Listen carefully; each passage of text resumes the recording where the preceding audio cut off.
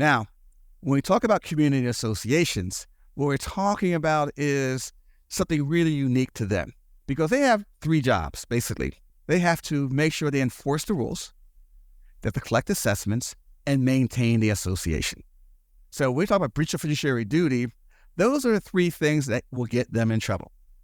Without maintaining the association, they're not enforcing the rules, they're not collecting assessments, then guess what happens? That's when a problem is created. HOA Insights, common sense for common areas, exists to help all 2 million volunteer board members nationwide have the right information at the right time to make the right decisions for their future. This podcast is sponsored by 4 companies that care about board members: Association Insights and Marketplace, Association Reserves, Community Financials, and Kevin Davis Insurance Services. You'll find links to their websites and social media in the show notes. Hi, I'm Kevin Davis of Kevin Davis Insurance Services. And I'm Sherry Branson, Marketing Manager for Kevin Davis Insurance Services. And this is HOA Insights, where we promote common sense for common areas. Welcome to episode number 66, where I'll be taking over for Robert Norland for over the next couple of weeks. And I'm joined by a good friend of mine and a longtime business associate, Sherry Branson. Sherry, how are you doing? I'm doing fantastic, Kevin. Thank you for having me today. Kevin and I have been doing webinars for more than 10 years, and this is our first podcast together. So I'm really happy to be here, and thank you. Yeah, and welcome to HOA Insight, where we promote common sense for common areas. Before we get started, I want to encourage everyone to check out episode number 65, which was another popular Board Hero episode. And if you want to catch prior episodes, you can listen from our podcast website at www.hoainsights.org. Or you can watch from podcasts from our YouTube channel. Or you can subscribe to the podcast from any of our more popular podcast platforms.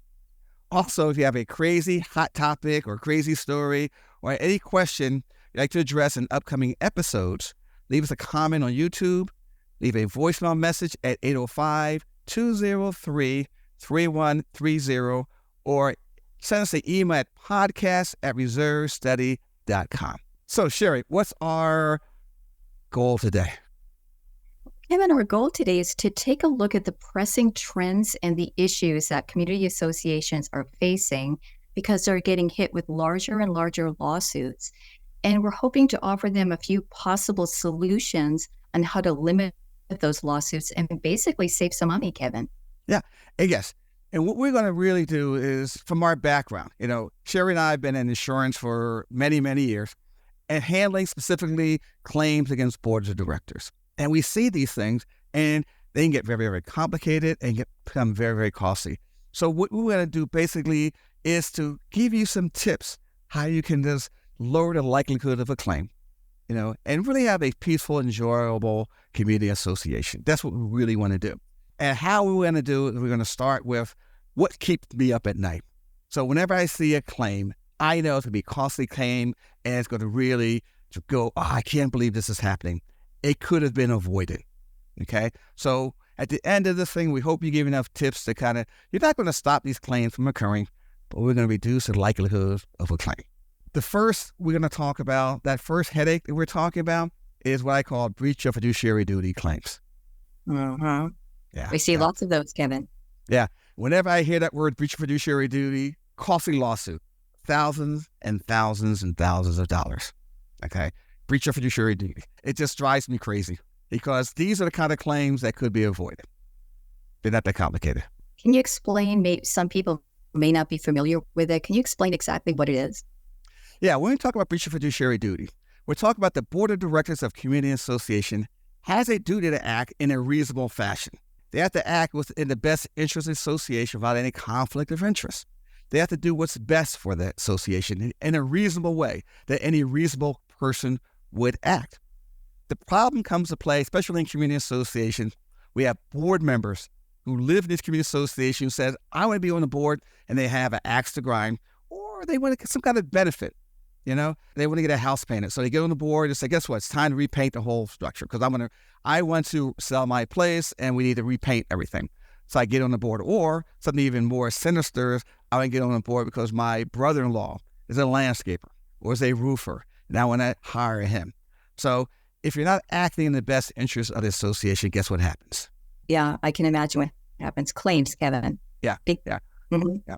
Costly claims because you're not acting in the best interest of the association.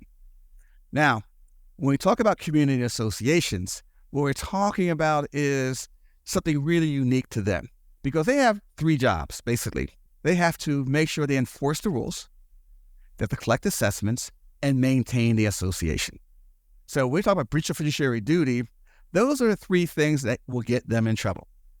Without maintaining the association, they're not enforcing the rules, they're not collecting assessments, then guess what happens? That's when a problem is created. So, Mhm. And the consequences are pretty big, Kevin. The consequences of not doing those things are very big. yeah. And let's start with something simple as out of the collections, okay? Their job is to collect assessments. The problem is, especially today more than any other time, because of inflation and all the things we've been seeing, is that our expenses have been higher than our income. We're not taking enough revenue in to pay all the expenses that are out there. And that's what's creating the problem for community associations. And as a result, we're seeing these lawsuits come in because guess what? Now all of a sudden, the board has to have a special assessment, and they have a special assessment because of number one, they didn't budget properly. They didn't take in consideration that we live in a world right now where inflation is a problem. So what they do is do what? With assessments, they keep them low. Right, right. Because they don't want to rock the boat or become unpopular. They don't want their neighbors to complain and saying, wait, why are we getting this $5,000 assessment, or why are fees going up $300 next year? Yeah. If they did it consistently over the years, people are used to it. But what they do historically, year in and year out, they say, guess what? Good news, our assessments are still just as low as they have been for the past 10 years. And that is not reasonable, okay? That we talk about reasonableness. It's not reasonable to expect your assessments not to change in the past 10 years because we know over the past 3 years, everything has increased. Labor has increased. Our bills have increased. Gas, electric, water, everything has increased. Human capital has increased. And so if it come in at the same rate, guess what's going to happen? You don't have enough money to pay your bills. You have enough money to pay your bills. Guess whose fault it is? Come on, Sherry, you live in a community association, right? You live in a homeowner association, right? Yes, absolutely. And and they very difficult decisions to make all the time, Kevin. If they do raise those rates, like we said a little earlier, people might get upset. And if they don't raise the rates, they'll stay popular for a little while until there's a problem, until a problem pops up. I guess where the problem comes into play. The problem comes into play when it comes to maintenance. Their big job is to maintain the association. They have to maintain the association for one simple reason. When it's time for you to move out, you want your condo, your unit, be worth a little bit more than it was when you left there. But if you're not maintaining it, guess what happens? Yeah, exactly. The property values are going to go down. And then there's big problem at that point when people go to sell and there's structural issues or plumbing issues or any kind of issues that reduce the property values, then it becomes a really big problem. Yeah. And that's where the problem really intensifies even more. Because when we're talking about these maintenance issues, what keeps you up at night is this word, deferred maintenance. Whenever you hear that word, deferred maintenance, it is an insurance person's nightmare. Because we know when we hear the word deferred maintenance, we're going to be spending a lot of money. We're going to have what I call frequency issues, like frequency issues that we're going to see a lot of water damage claims, and we're going to see a lot of severity issues. We're going to see things like we're going to see trees come down, we're going to see branches come down. We're going to see people going through stop sign because the trees are overgrown and hiding those signs and everything like that. So we're going to see things that really going to create a major problem in the community association world. And again, it creates nightmares for me as an insurance professional trying to decide on how much to charge that association in the event of a loss. So if you don't have enough money, if you're not collecting enough assessments and you're constantly keeping that assessment level low, you're not having a reserve study done to look at reserves and maintaining reserves, okay?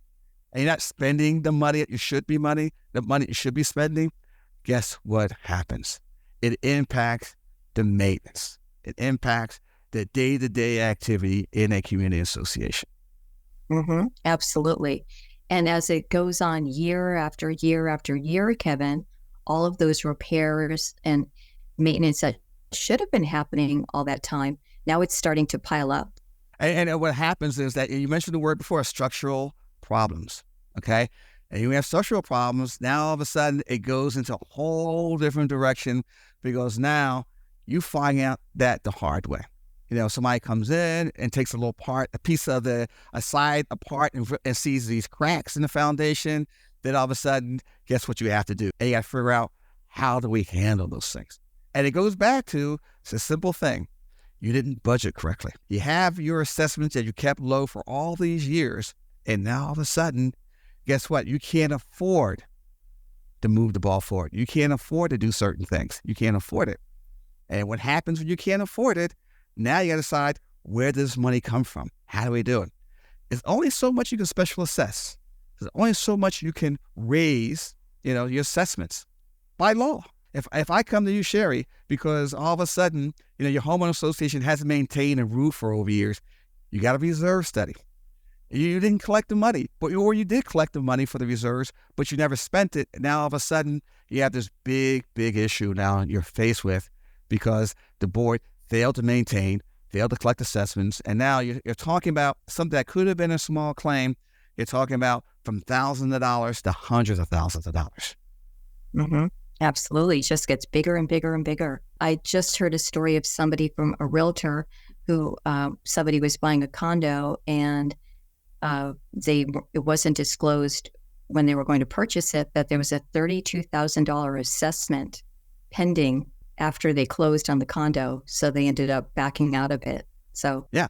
And again, and what's happening to make this even worse or tougher or more complicated is that you have these state laws that are really, truly trying to decide it's their turn to handle it. They have to step up and say, guess what? We're concerned about the likelihood of living in a community association. We're concerned about, the structural integrity. And so we're passing laws. And we're passing laws. They passed one in Florida. New Jersey has a law, and California has these balcony laws that says it's your job to make sure you fund the reserve, is make sure you have a reserve study, is make sure you do structural inspections. And these are the important things to do. Without doing these things, guess what happens? You end up with, again, millions and millions of dollars of claims. And again, from an insurance point of view, it's the one thing that keeps us up at night. Absolutely. Board members have a lot of responsibility. And like you said, Kevin, failure to maintain and the structural issues and the repairs, that's something that for years, I think a lot of associations did kind of kick the can down the road. But I think now they just can't afford to do it anymore. So we talked about the number one thing, and that is the collecting of assessments. The collecting of assessments, you have more expenses than your revenue, creates a problem, which the problem is created with the maintenance part of it. If you don't have enough money to maintain the association, guess what happens? It diminishes the value of your unit. You're going to need extra money to come in and maintain it, and you just don't feel happy and safe in the environment. Absolutely. So now we're talking about the third issue. The third issue, and to me, is that one issue that can be eliminated pretty easily, and that is enforcing the documents. We have a habit who live in a community association, which I call selective enforcement. And whenever I hear that word selective enforcement, I know I'm in trouble. Selective enforcement, $100,000 a claim. As board members of community association, they have to enforce the documents uniformly. Consistently and uniformly. Yes, that's it. But they don't. The reason why they don't is because of the simple thing, to me, number one reason, they understand the importance of the job that they have. These are board members of community associations, okay? They have a multi-million-dollar responsibility for running and maintaining that association. It's a business.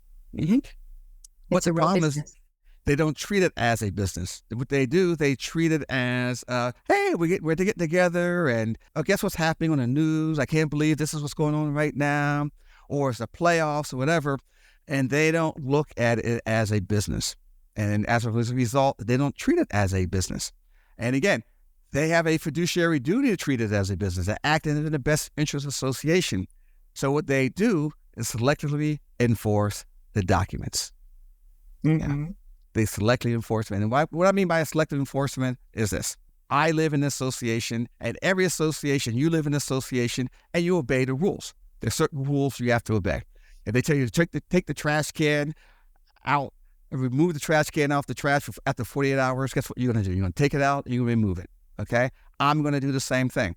If it says the pool hours are from 9 to 9, I'm going to obey the pool hours, okay? Now, there's certain people in there who, guess what? They're not going to obey the rules.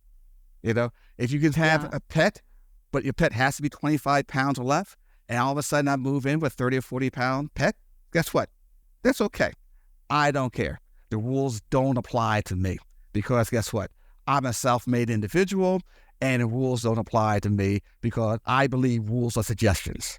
You know, it's up to me to say I'm going to believe it or not. And we have a group of people who live in the community association that live that way. Okay, that the rules are suggestions for me to obey and not to obey. Yeah, they feel that I paid a lot of money for this house, so why should I have to follow these ridiculous rules? And, I have like you said, a 50-pound dog instead of a 30-pound dog. So, what's the big deal? Yeah. It's entitlement. We live in an entitlement era. I live in entitlement time. Mm-hmm. And that's what I should be able to do this. I should be able to do that. It makes sense to be able to do it. Because guess what? I'm a self-made individual. I bought my house. I paid cash for my house. And guess what? I should be able to do anything I want to do. Now, we have the people who are on the other side. The people who look to them and say, how dare they not obey the rules? Board, you have to do something about it. Right. Okay? And that's when the trouble starts. That's when the trouble starts. Yeah.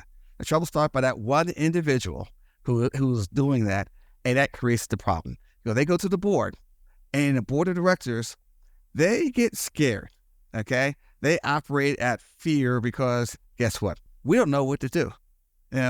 We don't know what to do because we're not familiar enough with the association documents. We're supposed to read them. The management company tells us that we have to do something about it. Notify them, maybe fine them, penalize in some way. But we don't make that decision. We still need a decision. We get something in that said this person is in violation of the rules, swimming rules, of the pool hours. Okay, he's in violation of not keeping his car in the garage. Any violation there is, and the board doesn't do their job. And the worst is that they wait to that one person that is causing the most trouble. That one person who says, hey, the person in Unit 6 not doing it, the person in number 13 is not doing it. So when that individual starts to do it, now all of a sudden they go after that one individual. Right. Yeah. And then it's, then you get a claim, then there's claims, and that person might file a lawsuit or get a lawyer or something. And, it can just really go in many different directions. People who were following the rules could also sue, and say, hey, why are you letting this person get away by breaking the rules? And I'm a rule follower, Yeah. And again, that's what we're talking about. We're talking about and really summarizing it up. And then we're going to take a break and we'll come back and talk about solutions. How do we handle this here? So let's take a quick break and bring in one of our sponsors. Numbers matter, and we need numbers like game scores and bank balances to let us know where we stand. The same is true for your association. Is yours thriving or struggling? Let me introduce you to the FICO Health Score, like your own personal FICO credit score. Now in one simple number, owners and boards can learn the combined financial, physical, and operational health of their association. The good news, it's free at ourfico.com. That's our, FIPHO.com. Learn how your association measures up. And we're back, Sherry. So when we left, we talked about the headaches that you and I have that when you hear certain terms, we know they're going to be thousands of dollars, hundreds of thousands of dollars, or millions of dollars. What we're going to do now is take some time and really talk about, we talk about breach of fiduciary duty, how to handle these situations. So you have some tips to say, okay, if I do this, the likelihood of me having a large claim, is been reduced. Anybody can sue you for anything at any time. And we know that, But my goal is to say, you don't have to worry about it. You don't have to worry about it, but guess what? You did your job. You act in a reasonable fashion, okay? You act as a prudent man would act. Therefore, the likelihood of you having to shell out some money is a different story. Now, the number one thing you got to have is check with your insurance provider that you have an insurance policy that protects you for claims, costly lawsuits, and what we've talked about today. That is number one. You got to have an insurance policy so that when you are sued, you go to somebody like me or Sherry and say, guess what? I've been sued. Please handle this for me. Mm-hmm. Okay? Absolutely. Okay, so that's number one. However, all insurance policies are different. There may be times where you may be excluded for one reason or another. So what we're going to do is give you a few tips. So let's talk about the breach of fiduciary duty. The breach of fiduciary duty is what you're going to be targeted with whenever we're talking about collections or talk about selective enforcement or maintaining. So the first thing we talk about breach of fiduciary duty, it's about making decisions. Board members make decisions, and sometimes no decision is a decision, and that's when they get in trouble. Right. If they don't know what to do, Kevin. Yeah. If they don't, absolutely. So they choose not to do anything, and that's where your selective enforcement comes into play.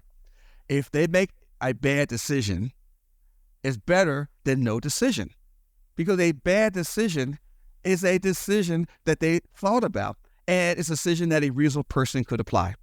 Perfect example, assessments, okay, or funding for the reserve, okay?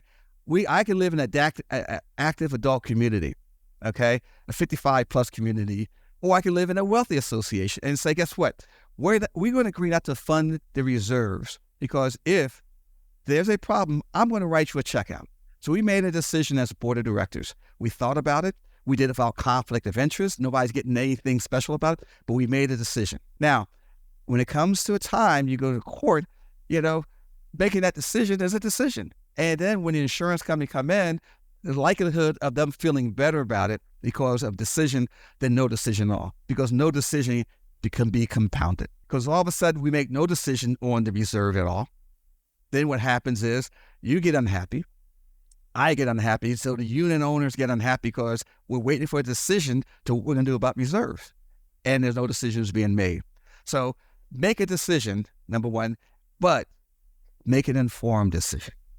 Yeah, make sure you're following the rules, the community's rules, et cetera.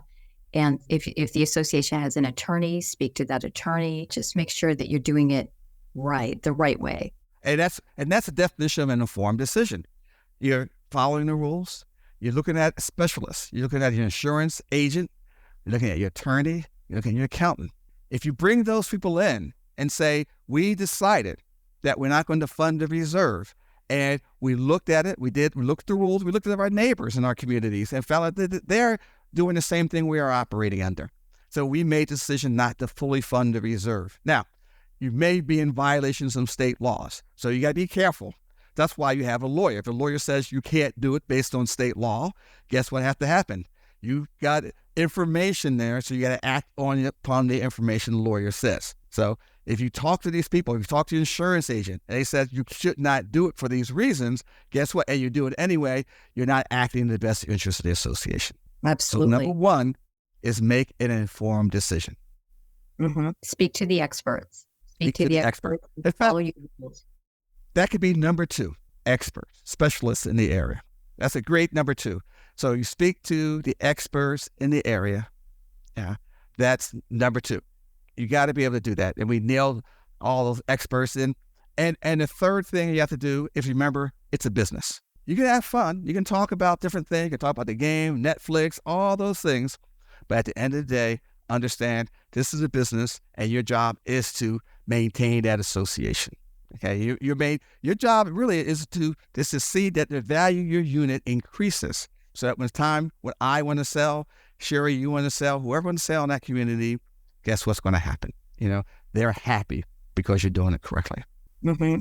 Absolutely. Yeah. Absolutely. Less stress, Kevin, all the way around on the homeowners, on the board member, less stress for everybody if it's done the right way. If it's done the right way. Yeah. One thing, communication is a key. You have to communicate clearly and precisely. Okay? You can't back away from people. You can't say, I don't want to hurt their feelings. I know they can't afford things right now. If you communicate, this is what we need from you. Again, at the end of the day, all you want to do is minimize the likelihood of a claim. And you do that by you doing certain things. Communication is so important. So you have to be able to be clear and concise communication to individuals that, guess what? You're not in compliance with the rules of the association. Have you read the community association documents? Do you understand the community association documents? Maybe you should have a meeting to go over the documents, the rules, so that you can make sure that when it comes to enforcement of the rules, you understand that these rules has to be enforced for the betterment of the association. That's why these rules are here, So we're communicating with these people. We're making the world a better place for them. And we're communicating in a kindly way. Mm-hmm. Mm-hmm. Yeah. Okay. That's a big one. Yeah. Some people like to complain and that things kind of, it's not such a friendly interaction. And that causes problems too when people are getting into arguments with board members, publicly on a Facebook, that kind of a thing. So, yeah. Communicate in a kindly way. Look, we live in a world right now where half don't like the other half, right? I mean, we know it's a polarized society right now. And if you are kind to individuals, no matter how upset they get, guess what? You can just lower the temperature a little bit. That's all. If they upset because you're saying, guess what? We need to pass a special assessment because right now the roofs are not going to last another couple more years, and we want to make sure we have enough money to make sure we can repair the roof. Again, we're communicating concisely, we're communicating the right way, but we're doing it in a kind fashion. Right. Yeah. In an educational way too, Kevin, explaining that the reason for that assessment is so that your property values, when you do go to sell in 5 years or 10 years, all of our property values are going to go up, and you're maintaining your property by contributing to the reserve funds with this special assessment. So you're basically we're pooling our money and we're taking care of our property. So it's helping all of us. Oh, I like that. So we're communicating not only in a kind way, with knowledge. Yes. Information and knowledge. So they understand the reason, this is because of, X, Y, and Z is happening. So that's why we have to raise these rates. Raise the fund, the fees, and the reserve account, et cetera. And just explain behind what's going on, clearly. That is so important. They have to understand the board of directors. We live in a town. Can you imagine the association right now today, where we're living in I like to call it a post-COVID world. And post-COVID world means at 2:00 in the afternoon, guess where we're all at? We're home. Okay. And because we're home, okay, we're seeing things, we're noticing things. Okay. We're getting upset by things, things we don't like. Where before we went to work 9:00 in the morning, came on 5, we came home, ate dinner, watched Netflix, life went on. We weren't home until 2:00 in the afternoon looking at the outside. So this has created a problem for the board members because guess what? Everything's been heightened. Everything has been means more, and everybody is just seen to be more agitated than normally. So as a result of that, if we give people that confidence by being a little more kinder and having a knowledge behind what we say, guess what's going to happen? People will be more responsive. Right. They'll understand, why the fees are going up and why there's a special assessment. What's the need for it, et cetera. No, I think that's really key. That's very, very important. All right, good. Well, listen, I think that kind of covers it. I think that's it. Today's goal was to really just explain that as an insurance provider, we see these kind of claims. We see them all day long. And what we're going to do is so much as saying they're not going to happen, because we know they're not going to happen. But what we want to do is minimize them, lower the likelihood of them happening. And if they do happen, to make sure it's not going to be as costly. Because insurance doesn't cover everything. You got the best insurance policy in the world, and there'll be exclusion on it that says, guess what? We're not going to cover things that resulting from X, Y, or Z. So if they're not going to cover X, Y, or Z, the only thing you can do is do the best job you can do, and then have a really nice, peaceful, clear-cut association with rules that you're following, and to make sure that this association is running the best way. You're maintaining the association, you're collecting assessments, and you're enforcing the rules. If you're doing those three things, and you do it without conflict of interest, then guess what? You'll be doing okay. Absolutely. Absolutely, Kevin. Yep. And seeking expert advice when needed. So you're doing everything the right way and properly. And communication, like you said, is key. If everybody understands the reasons for the increase in fees, I think it's much calmer and it's much better overall for the mental health as well of the people that live there. Well, guess what, Sherry? Those are great closing words. So listen, with that said, I guess we should close this for the day. And thanks a lot. And again, welcome to your first podcast. We're going to be doing it again next week. Listen, guys, listen to everybody who's listening to us and has enjoyed us. We appreciate it. We appreciate doing these podcasts. Again, our goal in mind is just to kind of give you guys a better place to live. And we call ourselves trying to build better communities. So thank you very much. Take care. You've been listening to HOA Insights, common sense for common areas.